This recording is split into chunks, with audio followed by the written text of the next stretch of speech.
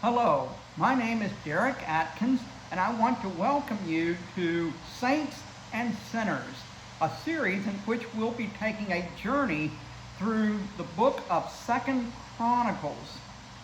Now, let me just tell you why I chose to do this series. About a couple of months ago, during my quiet time, I began going through the book of 2nd Chronicles in the Old Testament. And as I read this book, I was very surprised. One of the things that really surprised me was that this book did not try to whitewash the kings of Judah. Before I did this study a couple of months ago, I thought that 2nd Chronicles was kind of a whitewash of 1st and 2nd Kings, that different writers had written these two books, and that the writers of 1st and 2nd Chronicles had kind of whitewashed what the writers of 1st and 2nd King had written. And I found out that they did not, that the writers of 2nd Chronicle were very honest about the foibles and the faults of the kings of Judah. And a friend of mine who attended Regent University in Canada told me that this is because 1st and 2nd Chronicles come at the end of the Hebrew Bible, and that these two books are actually a reflection on Israel's history rather than a duplication of 1st and 2nd Kings. And the other thing that really impressed me as I read through 2nd Chronicles is how rich this book is. I saw that this book can teach us a lot of things about character, about leadership, and most importantly, this book has a lot to teach us about who God is and what God is like. So during the past couple of months, I really have had a strong desire to do some kind of series on 2nd Chronicles. So that's what we're going to do. We're going to go on a journey through 2nd Chronicles, and we're going to see what this book has to teach us about ourselves, and what it has to teach us about leadership, and most importantly, what it can teach us about who God is and what God's character is like.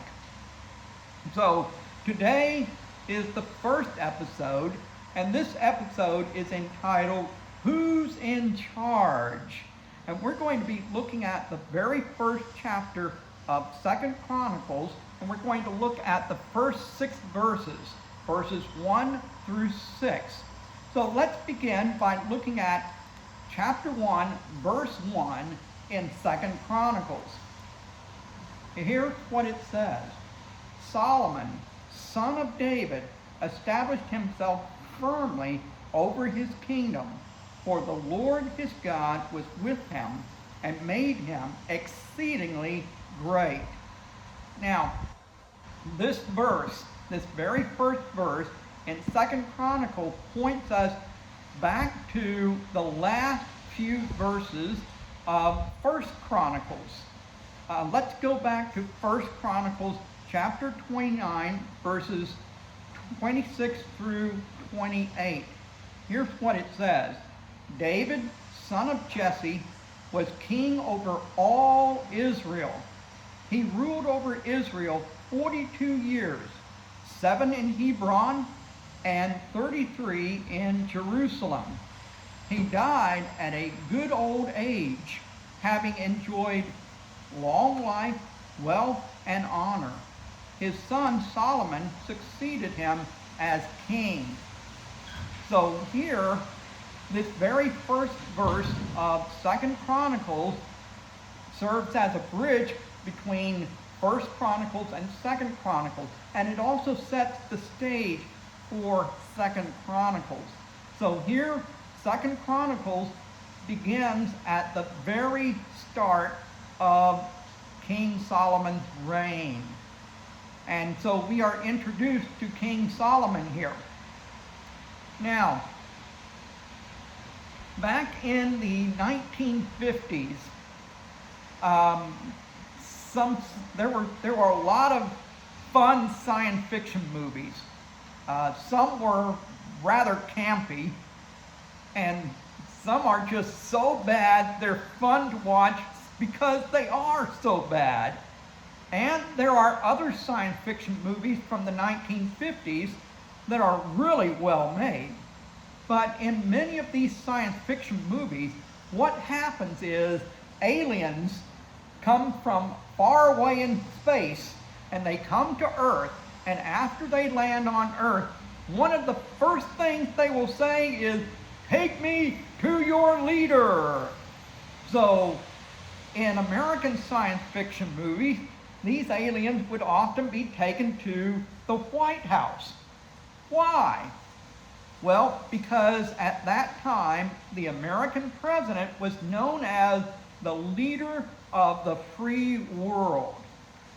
Many nations around the world looked to America for leadership during those days, and so the American president had a lot of influence around the world. He also had his finger on the nuclear button because he was in control of America's nuclear arsenal. Now, in our own lives, we also need to ask the question, who is in charge? Who's in charge? So as we look through the next 5 verses in chapter 1 of 2 Chronicles, I want you to be thinking about this question. Who is in charge? Who's in charge of our world? Who's in charge of your life? Okay? So let's now look at verses 2 through 6. Okay? So here we go. Then Solomon spoke to all Israel, to the commanders of thousands and commanders of hundreds, to the judges and to all the leaders in Israel, the heads of families. And Solomon and the whole assembly went to the high place at Gibeon, for God's tent of meeting was there, which Moses the Lord's servant had made in the desert. Now David had brought the ark of God from Kiriath Jearim to the place he had prepared for it, because he had pitched a tent for it in Jerusalem. But the bronze altar that Bezalel, son of Uri, the son of Hur, had made was in Gibeon, in front of the tabernacle of the Lord. So Solomon and the assembly inquired of him there. Solomon went up to the bronze altar before the Lord in the tent of meeting and offered 1,000 burnt offerings on it. So here this book begins at the very start of Solomon's reign. And so these verses describe the very first thing that King Solomon did as the new king. And what was that? Well, the very first thing he did was he called all of Israel together to come together at Gibeon, to Mount Gibeon, and the tabernacle, and they had a sacred assembly. Now, this is a very significant event, because by doing this, and when they came together, King Solomon also offered up 1,000 burnt offerings. Now, this was a very significant thing that he did, because by doing this, by calling this sacred assembly, and by offering up all these burnt offerings up to God, King Solomon was acknowledging God's rule. He was acknowledging that God was the king over Israel and that God was the king over his life. Yes, he, Solomon, was king over Israel, but above Solomon was the King of Kings and the Lord of Lords, God Almighty. And so here Solomon was answering the question, who's in charge? And by doing this, Solomon was saying, God is in charge. God is in charge of this nation. Now, last week, Joseph Biden was inaugurated as the 46th president of the United States. And when Joseph Biden was inaugurated, his wife held up their family Bible, and Joseph Biden placed his hand on the family Bible, and he raised his right hand, and he took the oath of office. Now, many other government officials do the same thing. They will place their one hand on a Bible and raise their right hand and take their oath of office. So why do government officials do this? Why do they place their hand on a Bible? Well, they do this, ideally, when they do this, they are acknowledging that God is the real king, that God is in charge. They are acknowledging God's sovereignty, that God is in charge of their lives and their nations and their communities. Okay? So when people do that, that's what they're saying when they place their hand on the Bible and take that oath of office. They are saying, God is in charge. And I submit myself to the lordship of the Almighty. Now, we come back to the question I wanted you to be thinking about that I asked you earlier. Who's in charge? Who's in charge of your life? Well, if you ask people today, who's in charge of your life, most people today will probably answer by saying, me. I'm the one who's in charge of my life. And this is because in our day and age, people love the idea of independence. They love the idea of having autonomy. And people will say, I am the captain of my soul. I am in charge, the captain of my destiny. And so people often have this idea that they are in charge of their destiny, that nobody else has control over their lives. But that's not what the Bible teaches us. The Bible teaches us that God is the one who is in control of the entire universe. He is in control. He is Lord of the nations, and He is Lord of our individual lives. And God calls us to submit ourselves to His lordship, to let Him rule over our lives. Proverbs 3:5-6 says, trust in the Lord with all your heart, and lean not on your own understanding.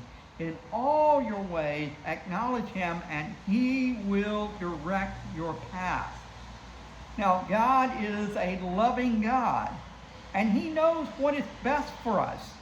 So when we submit ourselves to Him and let Him direct our path, then He will lead us along the path to life, and indeed the path to everlasting life. But if we reject His lordship, if we say, no, I don't want you to be in charge of my life, I'm in charge of my life, then we will find ourselves on the path that leads to destruction. And we will be in rebellion against God. So I want to urge you to let Jesus be the Lord of your life. If you are already a believer, and if you already have made Jesus Lord of your life, then I want to encourage you to continue in that path, to continue to live in obedience to Jesus Christ. If you are a believer and at one time you said, yes, I will follow you, but since then you've drifted away from him, then I urge you to return to your first love and to let him be Lord of your life again and to not turn away from him anymore. And for those of you who have never made that decision, then I urge you to make that decision, to call out to him and to let him be the Lord of your life, to give him complete control over your life and to live under his reign, because he truly knows what is best for you. So I hope this encourages you to live for the King. And next time, we will look at episode 2, which is entitled Aladdin and Solomon. So join me next time, and you will find out what that means, Aladdin versus Solomon. So thank you for joining me today. Please be sure to subscribe to this channel, and then you'll be able to receive notifications for all of my videos. God bless.